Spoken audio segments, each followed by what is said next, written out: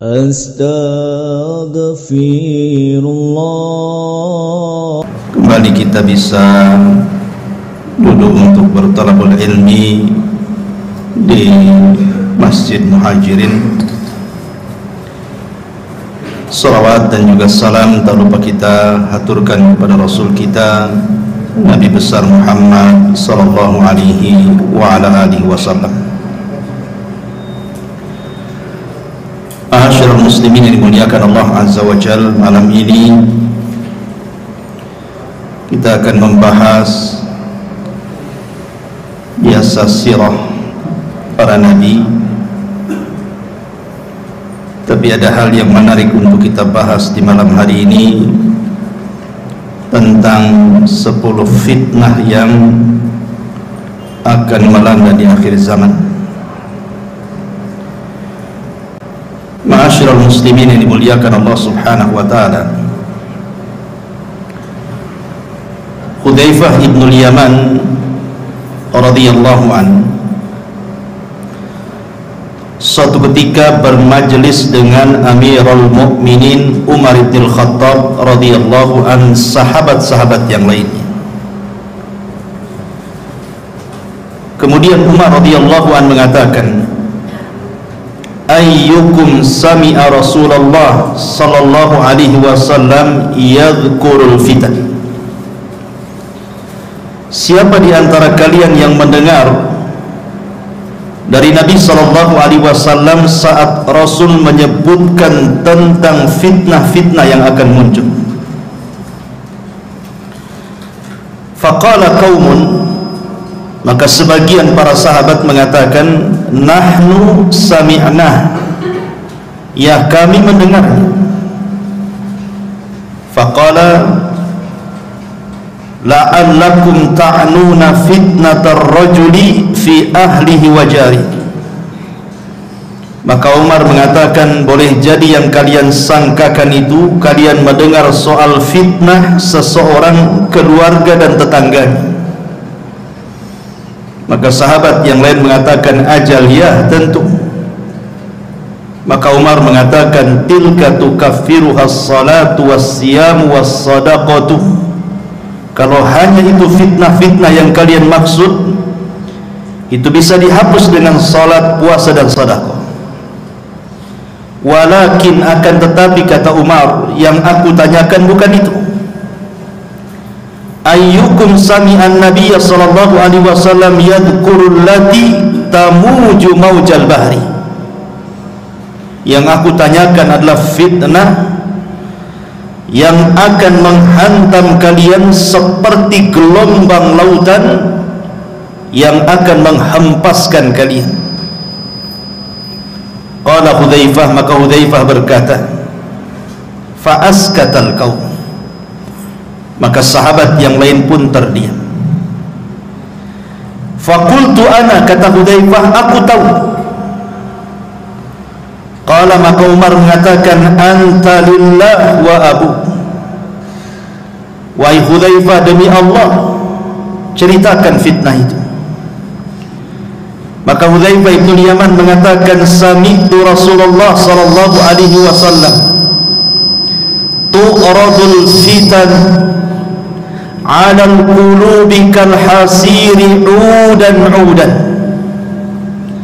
fa ayyu qalbin ushribaha nukitat fihi nuktatus sauda wa ayyu qalbin anqaraha nukita fihi nuktatun bayda hatta tasira ala qalbaini ala al-abyad misli as-safa fala tadurruhu fitnatun ma damatis samawati wal ardh wal akharu aswad murbadan kal kuzin muzakhiyah la ya'rifu ma'rufan wa la yunkiru munkaran illa ma ushriba min hawahu. Apa kata Hudzaifah? Kata Hudzaifah ibn Yaman radhiyallahu anhu, dia mengatakan, fitnah akan dihamparkan ke hati-hati setiap manusia seperti tikar dihamparkan sehelai demi sehelai, maka hati mana saja yang akan menyerapnya maka akan berbekas satu titik hitam padanya, dan hati mana saja yang mengingkarinya maka akan berbekas titik putih di hatinya. Sehingga keadaan hati manusia menjadi dua bagian. Ada hati yang putih bersih seperti batu licin yang tidak terpengaruh oleh fitnah selama langit dan bumi tegak, tapi juga ada hati yang hitam kelam berdebu seperti cangkir yang terbalik. Akibatnya dia tidak mengenal yang ma'ruf, tidak pula mencegah yang mungkar. Dia hanya menyerap apapun yang bersumber dari hawa nafsunya. Hadis ini dikeluarkan oleh Imam Muslim dan yang lainnya. Perhatikan hadis ini, ma'asyiral muslimin yang dimuliakan Allah Subhanahu wa taala. Nabi SAW menceritakan lewat lisan Hudzaifah Ibnu Yaman yang mendengar langsung dari Nabi, bahwa nanti fitnah itu akan dihamparkan di tengah-tengah manusia seperti tikar yang dihamparkan berhelai-helai. Kemudian kata Hudzaifah Ibnu Yaman, beliau mengatakan, fa ayyu qalbin usyribaha, siapapun yang kemudian punya hati dan menyerap fitnah itu, maka hatinya akan diletakkan titik hitam. Siapapun yang mengingkari fitnah itu, maka Allah akan letakkan titik putih di hatinya. Di sini Nabi SAW mengisyaratkan bahwa di akhir zaman akan banyak fitnah yang muncul, dan fitnah itu mengotori hati setiap manusia kecuali orang-orang yang Allah rahmati. Kenapa di sini Nabi SAW bicara soal hati? Karena masuknya fitnah itu dari hati. Masuknya fitnah itu dari hati. Makanya Rasul bercerita tentang hati. Karena kemuliaan manusia juga ada pada hati, sebagaimana kehinaan manusia juga ada pada hatinya. Lihat ketika Allah Subhanahu wa taala bersumpah dengan wattini wazzaitun wa turi sinina wa hadzal baladil amin. Allah bersumpah dengan apa? Dengan dua buah. Yang pertama tin dan zaitun. Yang kedua bersumpah dengan dua tempat, Tur, maksudnya bukit Tur di mana Musa mendapatkan Taurat, wa hadzal baladil amin, dan juga dengan Mekah. Apa kaitannya dua tempat dengan dua buah itu? Bukit Tur adalah bukit yang sangat suci, makanya Allah katakan muqaddasi Tuah, bukit yang disucikan. Dan Mekah juga negeri yang disucikan oleh Allah Azza wa Jalla. Lalu apa kaitannya dengan tin dan zaitun? Tin dan zaitun itu maksudnya diarahkan ke Palestina, karena di Palestina inilah banyak tumbuh tin dan zaitun, maksudnya Masjidil Aqsa. Jadi Allah bersumpah dengan tempat-tempat suci. Aqsa tempat suci, Bukit Tur tempat suci, Mekah juga tempat suci. Kemudian setelahnya Allah Subhanahu wa taala bicara soal kondisi dua manusia. Manusia yang pertama fi ahsani taqwim, sebaik-baik ciptaan, dan manusia yang kedua aradatnahu fi asfala safilin, manusia yang direndahkan serendah-rendahnya, bahkan boleh juga lebih rendah dibandingkan binatang. Dari sini menunjukkan bahwa kebersihan hati itu bisa mengangkat derajat manusia, dan kekotoran hati itu bisa merendahkannya. Makanya Allah mengatakan qad aflaha man zakkaha wa qad khaba man dassaha. Sungguh beruntung orang-orang yang membersihkan hati, dan sungguh rugi dan tidak beruntung orang-orang yang mengotorinya. Ma'asyiral muslimin yang dimuliakan Allah Subhanahu wa taala, dari sini kita bertolak bahwa nanti di akhir zaman hati kita akan diuji dengan berbagai macam fitnah. Kalau hati kita mudah mendapatkan fitnah, maka Allah letakkan titik hitam dalam hati kita. Ketika semakin banyak titik hitam itu, maka hati akan susah dapat hidayah. Makanya Rasul mengibaratkan kalkuzi muzahiyah, seperti cangkir yang terbalik. Anda tahu cangkir? Inilah cangkir. Ini cangkir. Kalau dibalik, maka tidak akan ada lubang di belakangnya. Walaupun kita isi air cangkir yang terbalik itu, air tidak akan pernah masuk ke dalam cangkir itu. Begitulah hati yang hitam, dimasuki hidayah dia tidak akan masuk. Dia tidak mengenal yang ma'ruf, mereka justru malah kenal dengan yang mungkar. Setiap yang disuruh oleh hawa nafsunya dia terima. Dari sini ma'asyiral muslimin yang dimuliakan Allah Azza wa Jalla, manusia akan diuji dengan berbagai macam fitnah. Maka malam ini kita akan bicara tentang 10 fitnah akhir zaman. Ma'asyiral muslimin yang dimuliakan Allah Azza wa Jalla, sebelumnya kita akan membahas satu hadis dari Abi Hurairah radhiyallahu anhu. Nabi sallallahu alaihi wasallam bersabda, "Badiru bil a'mali fitanan kakita'il lailil mudlim. Yusbihu ar-rajulu fiha mu'minan wa yumsi kafira, wa yumsi mu'minan wa yusbihu kafira, yabi'u dinahu bi aradin minad dunya." Dari Abu Hurairah radhiyallahu anhu, Rasul bersabda, "Bersegeralah kalian memperbanyak amal saleh sebelum datang fitnah seperti penggalan gelap di malam hari." Di mana ada seseorang nanti di akhir zaman, paginya dia beriman, sorenya sudah kafir. Sorenya beriman, paginya pula dia kafir, karena menjual agamanya dengan kehinaan dunianya. Para ulama menyebutkan 3 faedah dari hadis ini. Pertama, hadis ini memberikan motivasi kepada kita agar bersegera untuk banyak-banyak beramal saleh sebelum datang waktu di mana kita tidak mampu beramal lagi. Di sini ada faedah agar kita segera beramal saleh sebelum datang waktu kita tidak bisa melakukannya. Makanya Nabi SAW dalam hadis yang lain mengatakan apa?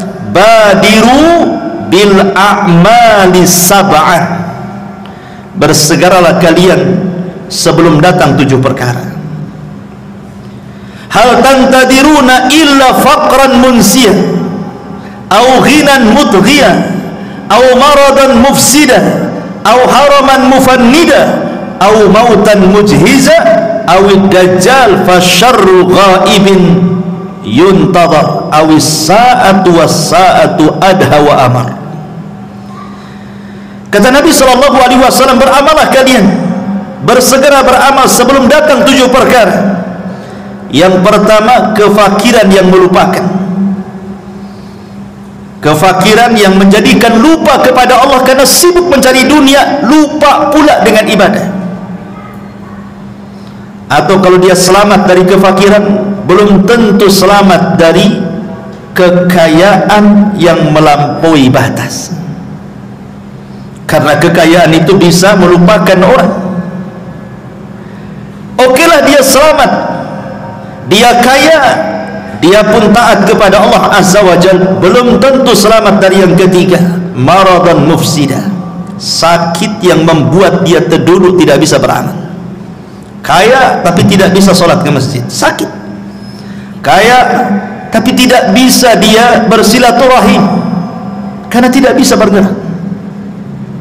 Oke, dia selamat dari sakit, belum tentu selamat dari yang keempat, haraman mufannida, pikun, pikun yang melupakan segalanya. Oke, dia selamat dari pikun, tapi dia tidak selamat dari yang kelimanya, mautan mujahizah, mati mendadak, ketabrak, jatuh, mati mendadak. Atau mungkin dia selamat dari kematian mendadak, bisa jadi yang keenam, atau dia mendapatkan dajjal. Dan Dajjallah seburuk-buruk fitnah yang tersembunyi yang ditunggu oleh setiap manusia. Oke, dia selamat dari Dajjal, dia tidak selamat dari kiamat. Ini 7 perkara. Kata Rasul, bersegera beramal soleh sebelum datang 7 perkara ini. Kemudian faedah yang kedua dari hadis ini memberikan satu isyarat bahwa di akhir zaman nanti akan banyak terjadi berbagai macam fitnah, di mana datangnya fitnah ini beruntun. Belum selesai yang ini, datang yang itu. Belum selesai yang itu, datang yang lainnya pula.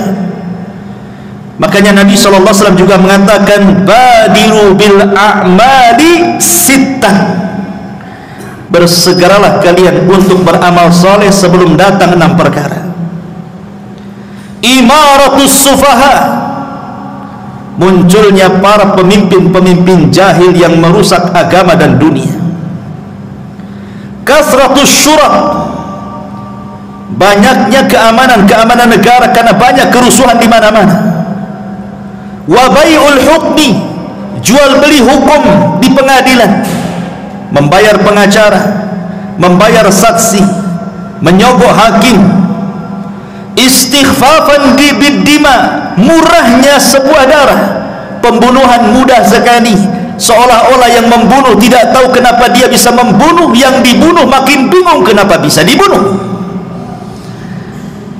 Au qati'atir rahim, banyaknya orang memutus silaturahim.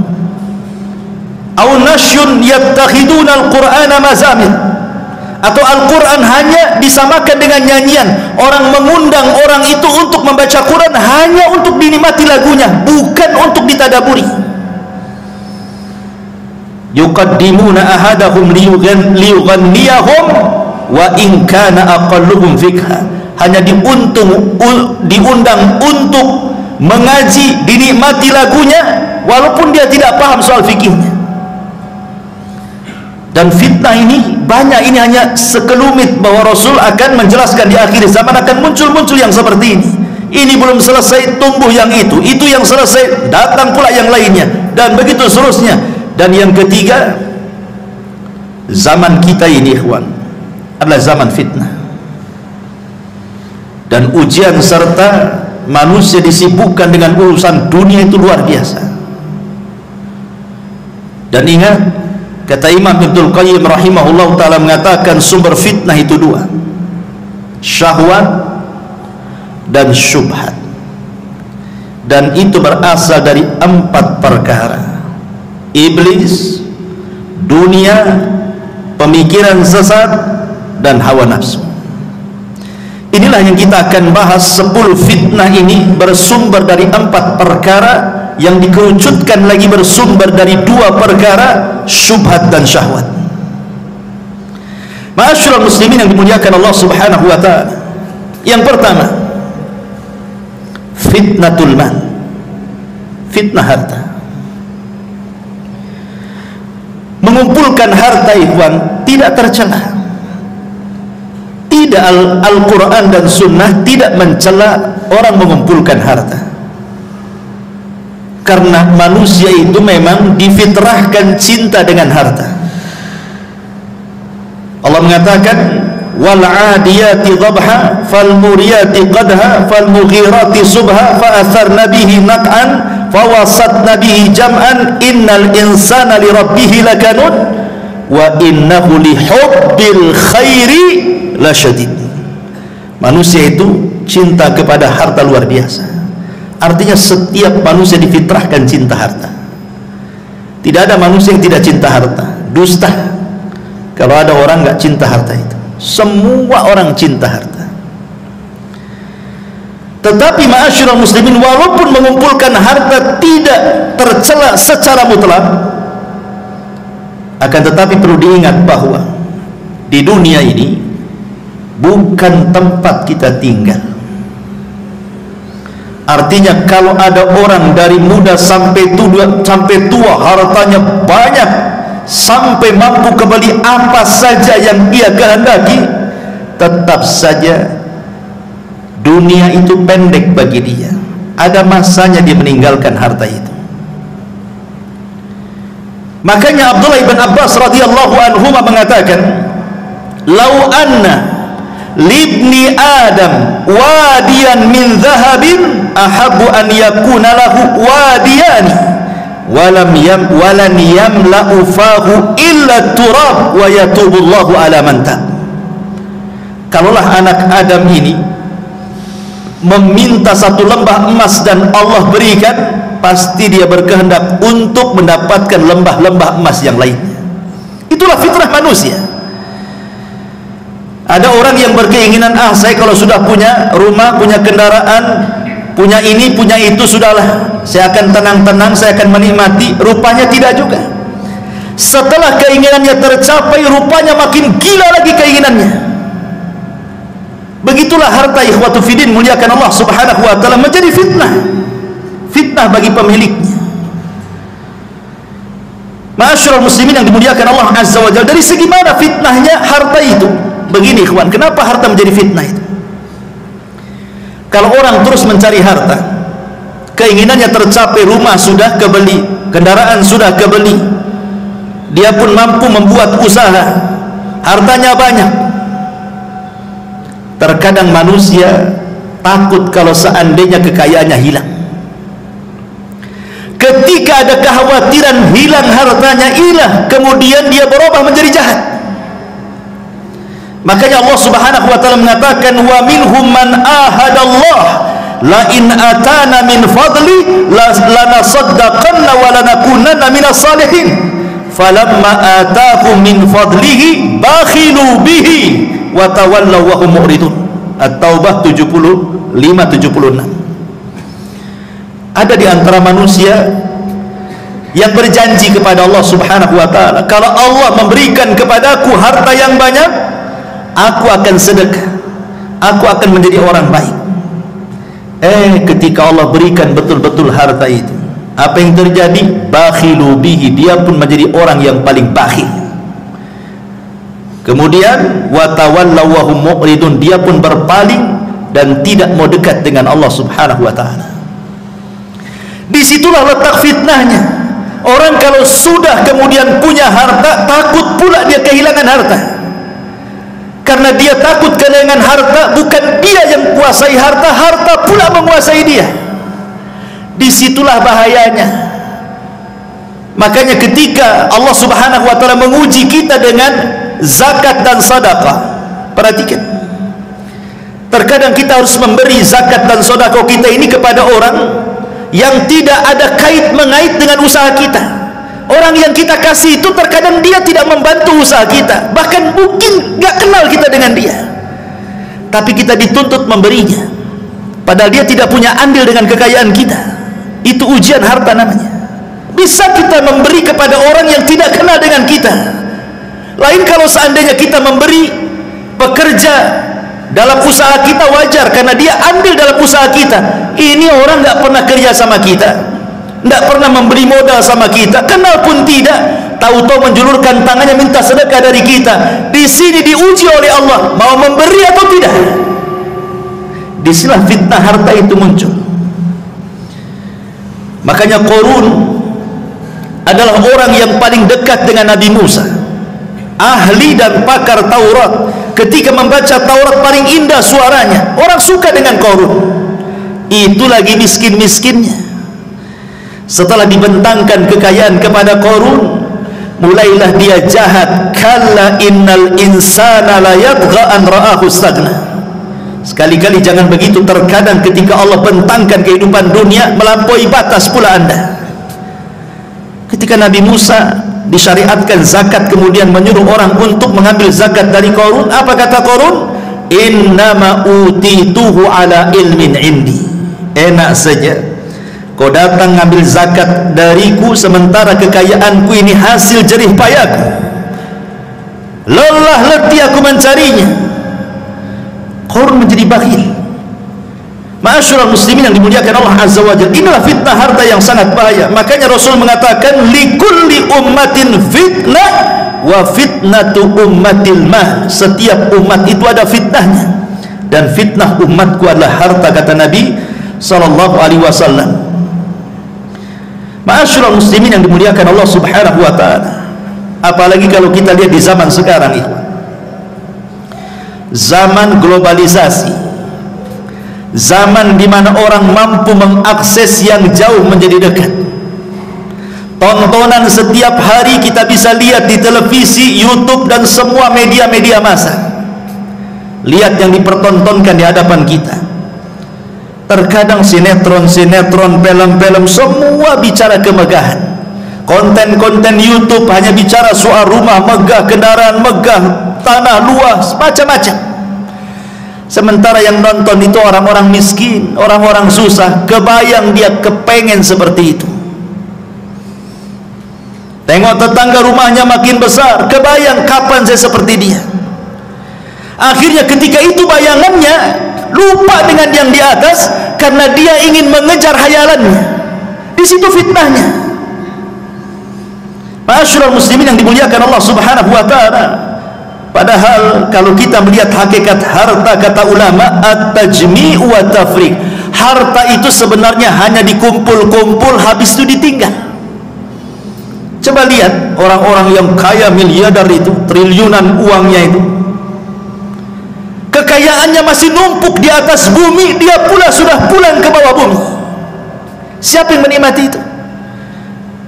Dia lelah mencari harta, lelah berkeringat dari muda sampai tua jadi orang kaya. Habis itu terkena penyakit, mati. Dia belum sempat menikmati kekayaannya. Siapa yang menikmati? Ahli warisnya.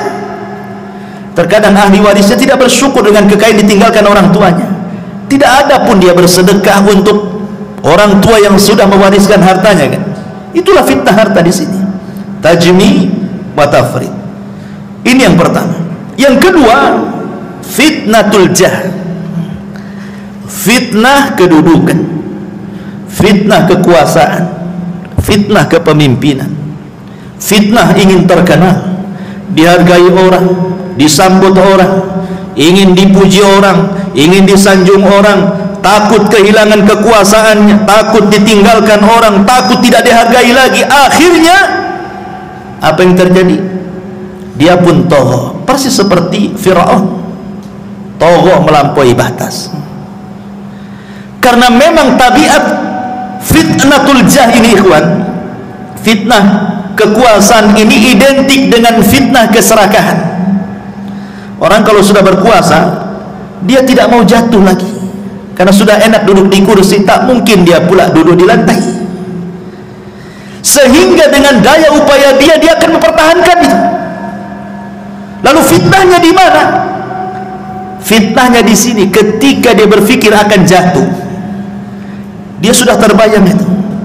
Sudah tidak ada lagi acara-acara resmi kerajaan, pemerintah, tidak ada lagi sambutan-sambutan, tidak ada lagi sanjungan-sanjungan, tidak ada lagi pujian-pujian, tidak ada lagi semuanya. Halaka anni sultaniyah, hilang kekuasaannya.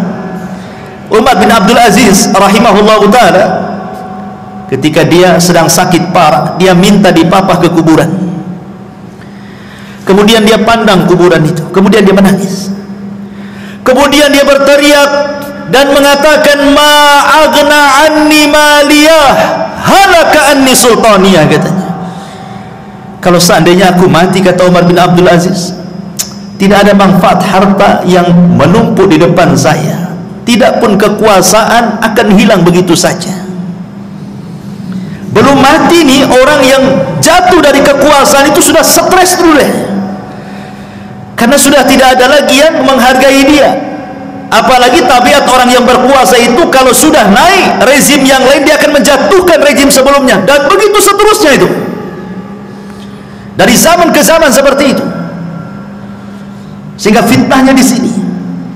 Akhirnya kemudian menghalalkan segala cara, yang penting naik ke sana, mau sikut kiri sikut kanan, memenzalimi orang, mengambil hak orang, enggak peduli dia, yang penting aman kedudukannya. Ini fitnah, ini luar biasa.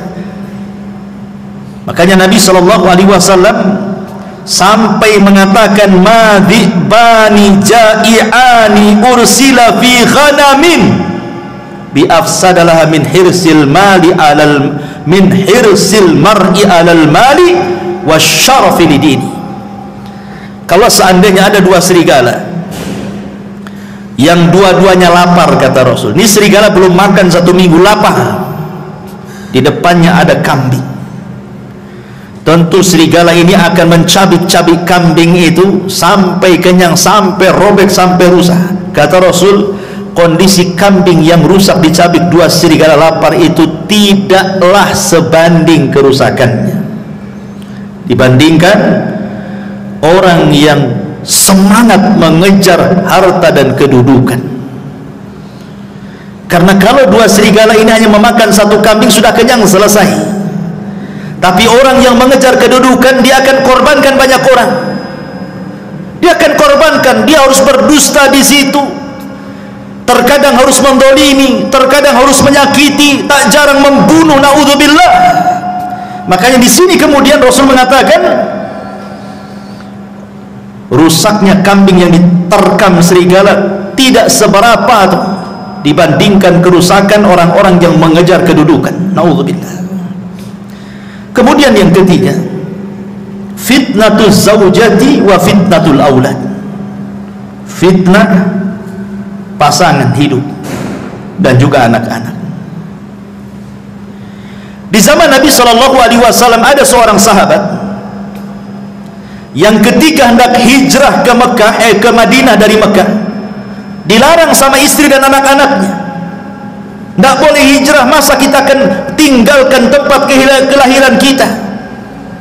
Akhirnya sahabat ini tak jadi hijrah karena dihalangi oleh keluarganya, digandoli oleh istri dan anak-anaknya. Tidak usahlah ikut-ikut hijrah ke Madinah itu, kita sudah enak hidup di Mekah, kalau kita ke Madinah mau tinggal di mana, bla bla bla bla, macam-macam mengeluh keluarganya. Tak jadi dia hijrah.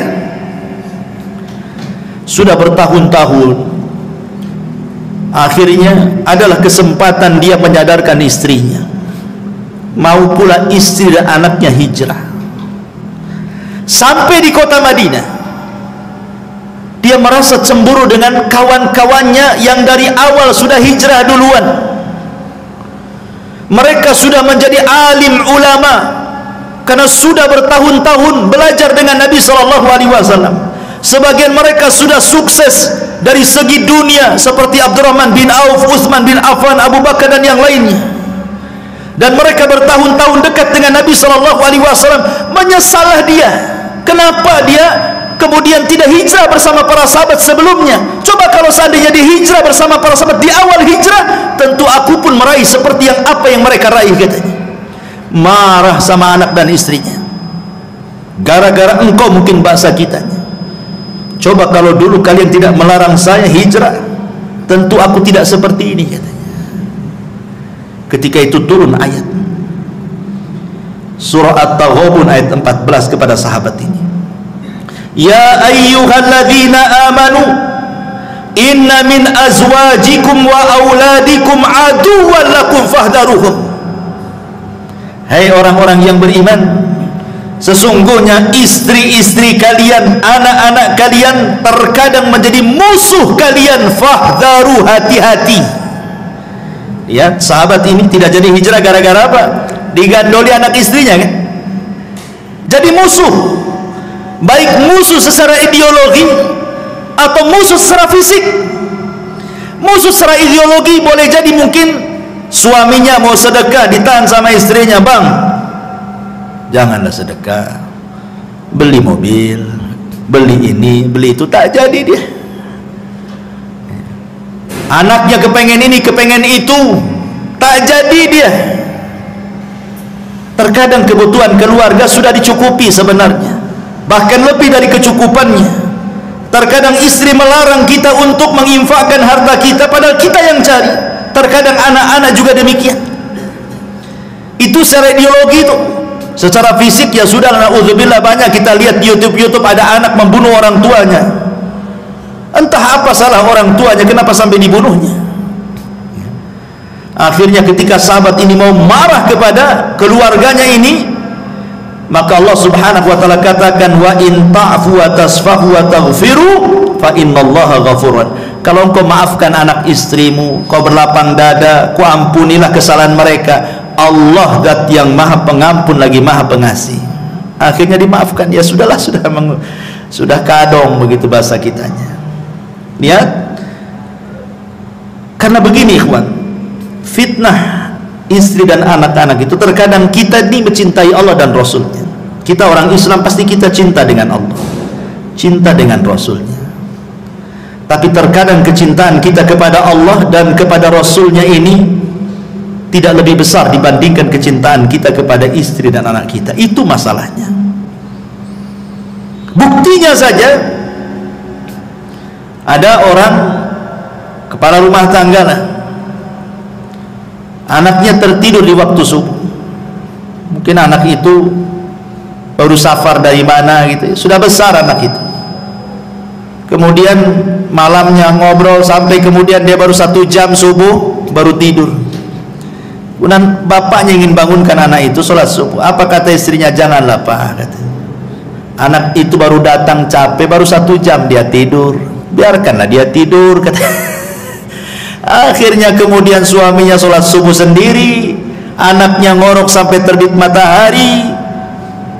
Kenapa orang tua ini membiarkan anaknya seperti itu? Karena sayangnya dia kepada istrinya dan sayangnya kepada anaknya. Itu di dunia. Di akhirat dia tidak sadar anak itu yang menyeret dia ke neraka. Ma'asyiral muslimin yang dimuliakan Allah Azza wa Jalla, terkadang kita bapak-bapak ini dibuat durhaka dengan orang tua gara-gara istri. Banyak laki-laki yang durhaka dengan orang tua gara-gara istrinya, kan? Padahal hak kita kepada orang tua itu porsinya lebih besar dibandingkan hak kita kepada istri kita. Kalau seandainya ada uang 1 juta, kemudian di situ ada 2 orang, 1 orang tua, 1 istri, kemana uang ini saya sedekahkan? Kata Rasul, Allah berfirman, yas'alunaka madza yunfiqun, qul ma anfaqtum min khairin falil walidaini. Mereka bertanya-tanya kepadamu, wahai Muhammad, kalau saya punya uang kemana saya sedekahkan? Maka katakan, ya Muhammad, kata Allah, sebaik-baik sedekah itu berikan kepada orang tua. Tetapi berapa banyak istri yang mempengaruhi kita, akhirnya kita durhaka dengan orang tua, kan? Sampai ada seseorang itu curhat dengan saya, menangis nih seorang suami, karena dia lelah bekerja, dia harus sembunyi-sembunyi loh itu nyisipkan uang gajinya, karena setiap gajian langsung disambar istrinya. Jadi sisihkan sedikit-sedikit hanya untuk mengirim orang tuanya. Nangis dia. Kenapa harus izin sama istrinya? Dia yang cari kerja. Tidak boleh seorang suami seperti itu, dan tidak pun layak istri seperti itu. Masa kemudian suami durhaka dengan orang tuanya? Itulah kadang-kadang fitnah istri seperti itu, kan? Atau lebih daripada itu, dibuatnya kita ini memutus silaturahim dengan kerabat. Setiap mau ngirim, mau ngasih bantuan, istri pula tak boleh, kan? Akhirnya terputuslah silaturahim. Naudzubillah. Terkadang juga bisa bertengkar dengan tetangga lo gara-gara istri dan anak-anak, kan Pak, ya? Padahal yang salah anak kita sebenarnya. Kalau kita mau meneliti kasusnya, yang salah itu anak. Tapi kita kadang orang tua terpengaruh dengan sayangnya kepada anak, dilabraknya tetangga. Anaknya sudah akur salaman dengan sesama anaknya, kita pula 7 turunan dendamnya tak habis-habis. Ya kan? Fitnah. Ya. Ma'asyiral muslimin yang dimuliakan Allah Subhanahu wa taala. Ini fitnah keluarga. Kemudian yang tak kalah parahnya lagi ada namanya fitnatun nisa. Ini yang keempat, fitnah perempuan. Nabi SAW bersabda dalam hadis Muslim dan juga dikeluarkan Imam Bukhari, ma taraktu ba'di fitnatan adarru ala rijali minan nisa. Tidak ada yang aku tinggalkan setelahku fitnah yang lebih besar dibandingkan fitnah wanita. Kita lihat Adam dicipta dari apa? Dari tanah. Kalau Hawa dicipta dari siapa? Dari tulang rusuk Adam. Ahli tafsir mengatakan saat Adam tertidur, diambil tulang rusuk yang paling bengkok, yang paling atas, yang dekat dengan jantung, diambil kemudian diciptakan Hawa. Kenapa saat tidur Adam diambil tulang rusuknya? Supaya Adam tidak benci dengan istrinya. Makanya saat tertidur diambil dan tidak terasa. Pas bangun nampak pula Hawa sudah di depan dia. Artinya tabiat laki-laki karena terbuat dari tanah, makanya dia bergelut dengan tanah kan. Antum yang bangun rumah, bangun ini, bangun itu untuk istri kan, ya. Dari tanah. Rumah antum dari apa? Dari tanah lah. Dari pasir, dari apa-apa, semua dari tanah. Karena kita laki-laki tercipta dari tanah kan, makanya kita bangun rumah. Karena istri tercipta dari tulang rusuk yang dekat dengan jantung, makanya fungsi istri itu menenangkan. Itu kalau yang berakal. Dapat pula istri yang tak berakal, habis lantung. Karena dia dekat jantung kan, diciptakan dari tulang rusuk yang paling bengkok, makanya dia dekat jantung untuk memberikan motivasi kepada suaminya. Tapi ternyata banyak pula kemudian wanita-wanita itu yang tidak bersyukur dengan suaminya. Ini masih mencakup fitnah wanita, tapi masih istrinya, masih istri kita maksudnya. Begini pun, istri itu diciptakan untuk kita itu dalam rangka perhiasan. Jadi wanita itu sebenarnya perhiasan bagi laki-laki. Makanya ketika Nabi SAW mengatakan sebaik-baik perhiasan itu adalah istri yang salehah kan itu. Karena wanita itu perhiasan bagi laki-laki. Laki-laki lebih suka memandang perempuan dibandingkan barang-barang antik lainnya, ya kan? Antum lebih suka memandang perempuan dibandingkan celana bagus, tas bagus, walaupun bermerek itu nggak tertarik. Coba dipajangkan satu perempuan yang cantik, nggak berkedip antum. Kalau sama celana berkedip-kedip lah. Ya. Karena memang wanita diciptakan jadi perhiasan bagi laki-laki. Makanya kenapa kenikmatan laki-laki itu lebih banyak dikasih perempuan di sorga. Karena memang difitrahkan laki-laki itu hanya suka perempuan. Kalau yang lain bosan, kalau perempuan tidak akan bosan. Berbeda dengan perempuan. Perempuan itu bukan satu-satunya kenikmatan laki-laki. Ya, dia juga difitrahkan cinta dengan kita. Tapi kecintaannya bercabang. Ia cinta dengan suami, ia cinta dengan perhiasan, ia cinta dengan baju, dengan pakaian, dengan macam-macam. Makanya kenikmatan di sorga pun bercabang-cabang dia. Dia tidak dikasih bidadara banyak-banyak, satu aja suaminya. Karena di dunia saja perempuan itu dia tidak begitu suka dengan laki-laki. Dia suka kadang, tapi juga ada yang lain yang disukai dia. Makanya lihat perempuan itu, kalau antum kasih hadiah baju senang luar biasa kan. Kalau antum dikasih hadiah sama istri kaos nggak senang, biasa-biasa saja kan, nggak ada surprise-nya sama sekali. Karena hari-hari juga kita pakai kaos kadang seminggu sekali baru ganti. Kalau perempuan kan dikit-dikit ganti, dikit-dikit ganti. Ada pakaian dapur beda dengan pakaian keluar, beda dengan pakaian kearisan, beda dengan pakaian ke pasar, dan begitu seterusnya kan. Laki-laki mana peduli, mau ke undangan ya itu, mau sholat ya itu, mau tidur ya itu gitu. Gak peduli dia. Ma'asyiral muslimin yang dimuliakan Allah Azza wa Jalla, masalahnya ikhwan, di mana letak fitnah nih perempuan nih? Yang dimaksud dalam hadis ini, maksudnya di sini bukan istri kita, tapi perempuan yang tidak ada kait mengait dengan kita. Karena begini, ada satu kisah, ini sering saya ceritakan, tapi di sini belum. Abu Abdillah Al-Laghawi rahimahullahu ta'ala, seorang ulama salaf. Abu Abdillah Al-Laghawi rahimahullahu ta'ala bercerita, di zamannya ada anak muda. Anak muda ini rajin sholat, tidak lepas baca Quran, hadir terus di majelis ta'lim, pokoknya anak muda soleh. Dia berjalan melewati satu gereja. Rupanya di dalam gereja itu ada seorang wanita biarawati yang sangat cantik sekali. Entah kenapa pandangannya tertuju kepada wanita itu. Begitulah bapak-bapak, ya, tak sabar kalau melihat yang bening-bening, langsung dituju matanya ke situ. Ya. Akhirnya kemudian setiap hari lewat gereja itu, setiap itu pula dia menatap wanita itu. setan masuk, panah cinta masuk ke yang perempuan dan masuk pula ke yang laki-laki. Akhirnya mulai saling mengirim surat karena tidak berani dia mendekat gereja. Surat dibalas surat, perjanjian dibalas janji, ketemu dibalas ketemu, akhirnya ngobrol, jatuh cinta, kemudian kepengen menikah. Cintanya kuat luar biasa.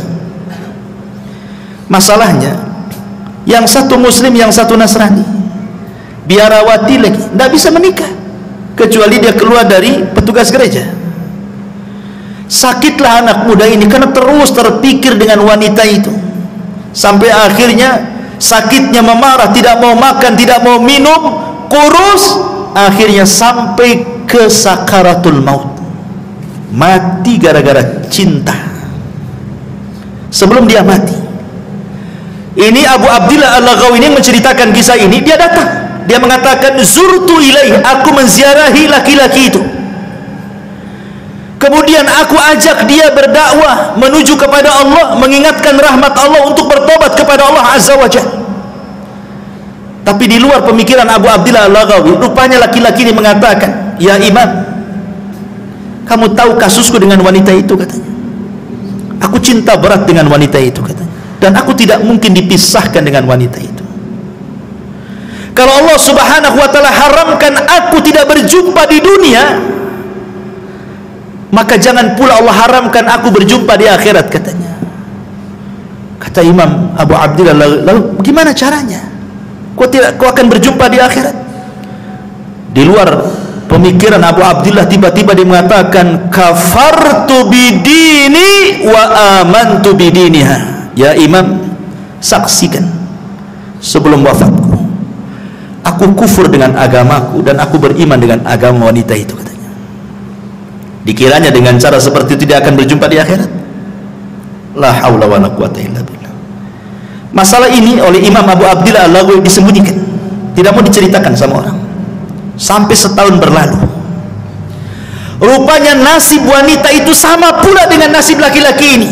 Dia kepikiran laki-laki itu, akhirnya kemudian kurus kering, tidak makan, tidak minum, sakit, sampai pun hampir sakaratul maut. Ini Abu Abdillah Al-Laghawi ini mencoba ziarah kepada wanita itu yang masih Nasrani itu, karena sakit parah memikirkan si bujang tadi.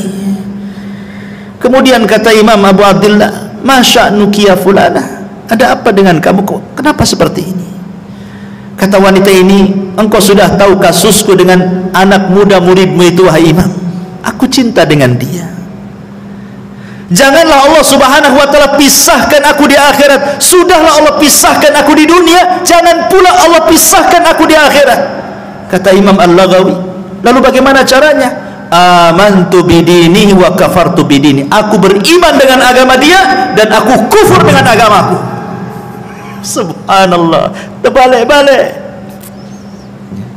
Lihat, dia sudah Allah pisahkan di dunia, Allah pisahkan pula di akhirat. Nggak ketemu tuh. Di dunia sudah dipisahkan, di akhirat pun dipisahkan. Kenapa? Yang satu mukmin, yang satu kafir, kan gitu ya. Begitulah takdir, ikhwan. Istidraj syaitan namanya. Hati-hati. Ya. Makanya dulu saya punya tetangga, kan pernah cerita di sini. Saya masih tinggal di Batam Center itu. Kasusnya kurang lebih dengan kasusnya yang diceritakan Abu Abdillah Al-Laghawi ini. Tetangga, depan-depanan rumahnya. Dia seorang wanita muslimah menikah dengan laki-laki Nasrani karena kaya. Akhirnya dia masuk Nasrani wanita ini, sampai punya anak banyak. Walaupun nasihati sama istri juga tak dengar juga. Qadarullah pula, suaminya ini ada hubungan dengan perempuan yang ketiga, dan yang ketiga ini wanita muslimah. Ketahuan, cekcok, cerai. Akhirnya si laki-laki ini menikah dengan wanita muslimah, tapi syaratnya dia harus mu'alaf. Pertama, dia memurtadkan orang. Sekarang dia menikah dengan wanita muslimah, dia pula yang murtad dari agamanya masuk ke dalam Islam. Terbalik-balik dunia, ikhwan. Inilah dunia dalam berita namanya. Ya. Ma'asyiral muslimin yang dimuliakan Allah Azza, begitulah hidayah. Makanya fitnah perempuan ini sampai kepada taraf kufur. Sampai seorang ulama bercerita, dulu ada seorang hafidul Quran, betul-betul menghafal Quran, hafal Quran di kepalanya. Ketika dia ikut jihad perang melawan tentara orang-orang Nasrani, dalam Islam kan wanita tidak disuruh perang. Wanita itu ikut perang ya untuk mengobati orang yang keluka, masak dan begitu seterusnya kan dalam peperangan. Tapi maju di front terdepan itu tidak ada wanita dalam Islam seperti itu. Tapi orang-orang kafir biasa, mereka tentara wanita itu di depan. Rupanya anak muda yang hafal Quran ini digoda pula oleh salah satu tentara wanita Nasrani, diteriaki. Akhirnya entah kenapa kemudian masuk pula kesukaan laki-laki ini kepada wanita Nasrani, padahal musuh perangnya itu. Sampai dia terbayang-bayang satu malam tak bisa tidur. Kemudian dia mengintai-ngintai di manalah tenda wanita itu, padahal musuhnya tuh. Setan masuk betul pada hatinya, sampai dia datang kepada komandannya yang Nasrani itu, ditunjukkan di mana wanita itu. Tapi kata komandannya, tidak bisa, kau ini seorang muslim, kau musuhku katanya. Kata laki-laki anak muda ini, gimana caranya agar aku bisa ketemu dan kenalan dengan wanita itu? Gampang, murtad dari agamamu, jadilah kau Nasrani, kau jodohkan kau dengan dia katanya. La haula wala quwwata illa billah. Betul, akhirnya dia murtad, hafal Quran, murtad, jadi Nasrani gara-gara perempuan. Kemudian menikah. Setelah beberapa tahun berjumpalah dengan kawan-kawan yang muslim ini. Kemudian ditanya anak muda ini, ya fulan, aina Qur'anu, aina salatu, aina ibadatu, di mana Qur'anmu, di mana salatmu, di mana ibadahmu katanya. Dia mengatakan, demi Allah, sudah hilang di kepalaku kecuali hanya satu ayat. Cuma satu ayat katanya. 30 juz hilang kecuali satu ayat. Kata seorang muslim, hat ainal ayat. Kalau begitu bacakan ayat yang tinggal tersisa satu ayat itu katanya. Kemudian dia mengatakan, ma yawaddul ladzina kafaru law kanu muslimin. Apa artinya? Ma yawaddul ladzina kafaru, nanti pada hari kiamat orang-orang kafir itu yawaddu, berkeinginan kalau mereka menjadi seorang muslim. Itu pula yang diingat ayatnya. Subhanallah. Itu kan nyindir dia, bodoh itu bahasanya kan itu. Nanti pada hari kiamat orang-orang kafir itu kepengen mereka jadi Islam, kok kamu pula jadi Nasrani, gitu maksudnya. Itu pula yang dihafalnya itu. Makanya dahulu ada seorang alimin ulama ahli sunnah namanya Imran ibn Hittan. Ini seorang ulama tabi'in yang menceritakan Muhammad ibn Sirin, seorang alimin ulama tabi'in. Imran ibn Hittan ini seorang pakar hadis, pakar tafsir, pakar syair dan macam-macam ilmu, sampai dijuluki ulama hadis di zaman itu.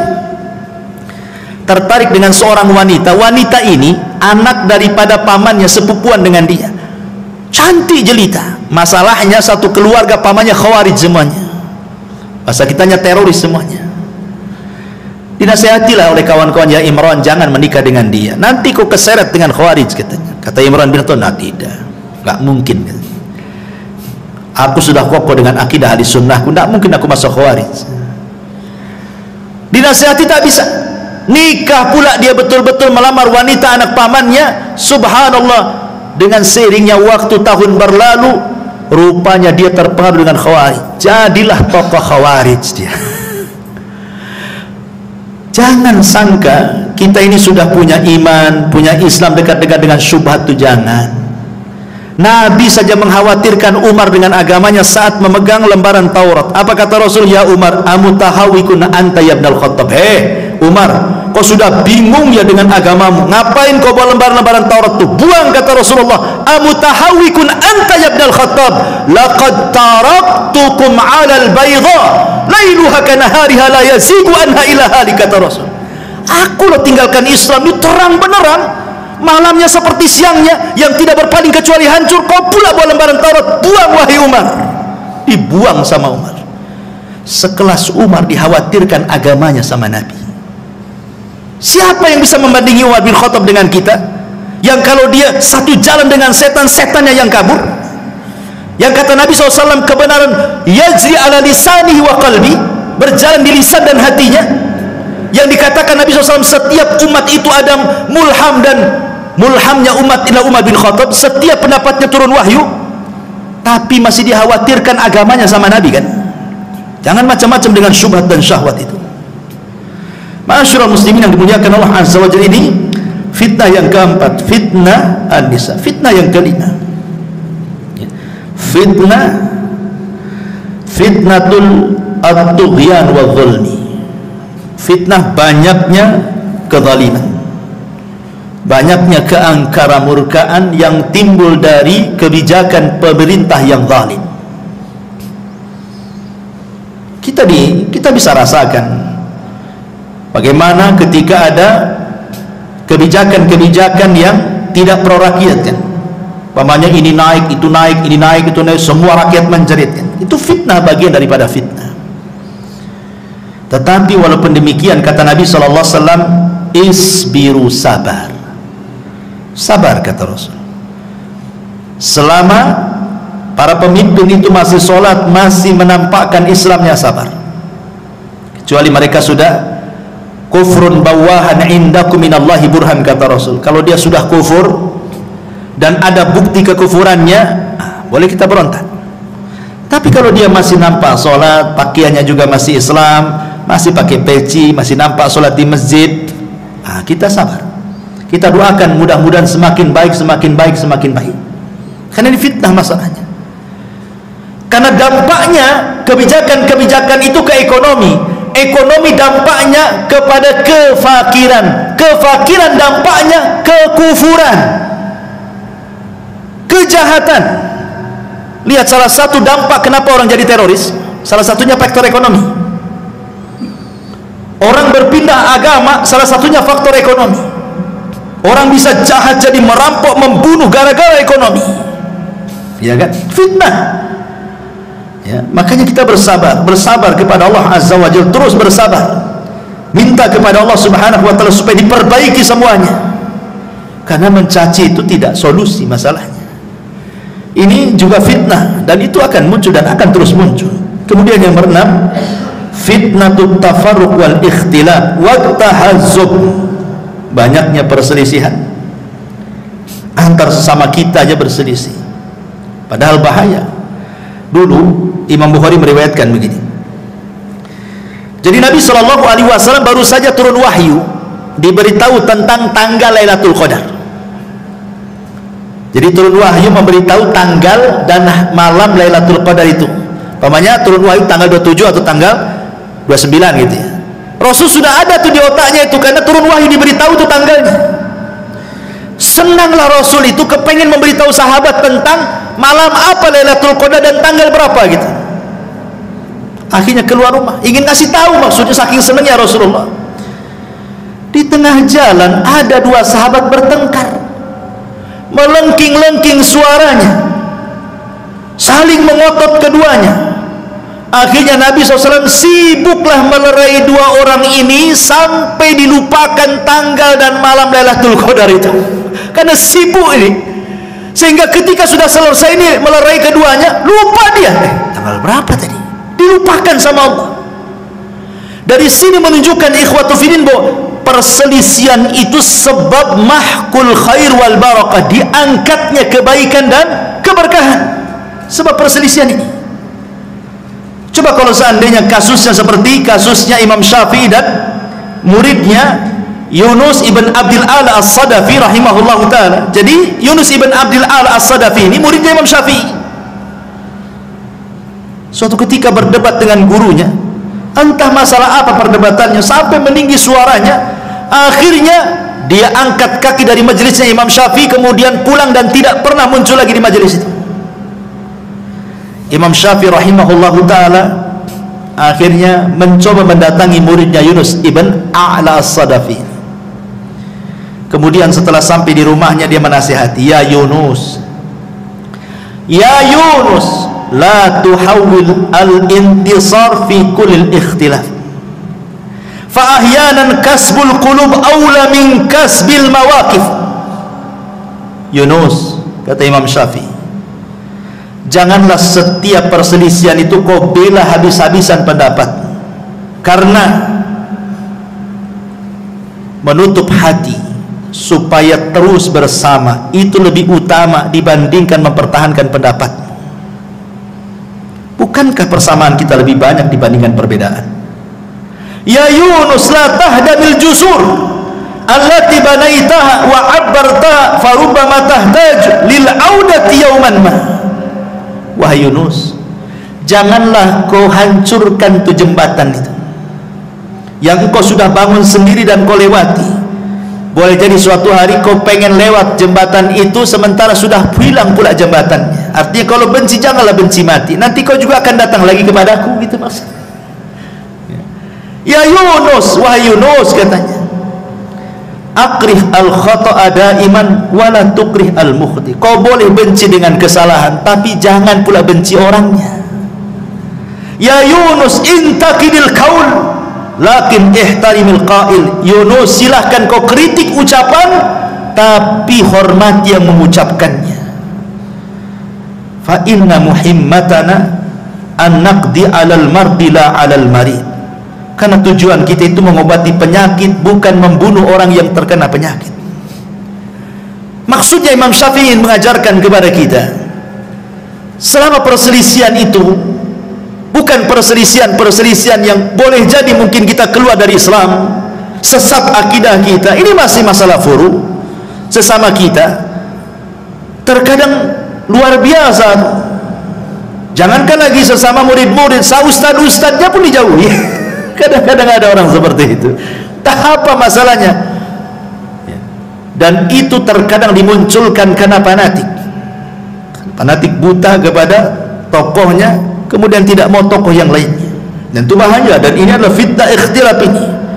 Ini sangat bahaya sekali karena akan melemahkan kaum muslimin dan akan bercerai-berai. Tidak ada lagi kekuatan.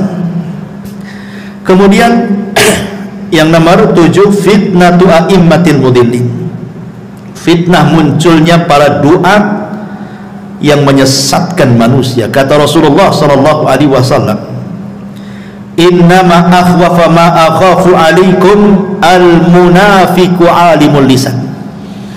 Sesuatu yang paling aku khawatirkan, kata Rasul, sesuatu yang paling aku takutkan, kata Rasul, munculnya para munafik yang lihai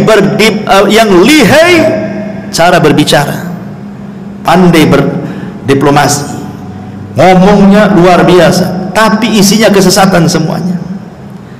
Makanya kita kadang-kadang lihat YouTube kan, banyak kali jadi ustad-ustad dadakan itu, macam-macam itu seruannya.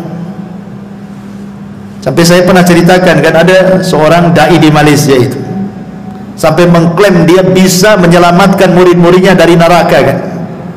Masuklah ke jamaah saya, kalau kalian masuk neraka akan kulempar serbanku, tinggal tangkap ku masukkan ke surga, katanya. Enak kali masuk surga, ada jaminan pula masuk jamaah dia. Ini multi level marketing atau ajaran Islam ini ya. Mau cari-cari banyak orang, bukan begitu ya. Bukan semudah orang itu naik surga. Naik surga itu darajat, naik susah. Kalau nerakanya darokat, tinggal jegur saja. Gak perlu belajar masuk neraka itu, gak perlu sekolah tinggi-tinggi, beli saja minum khamar, minum, masuk neraka.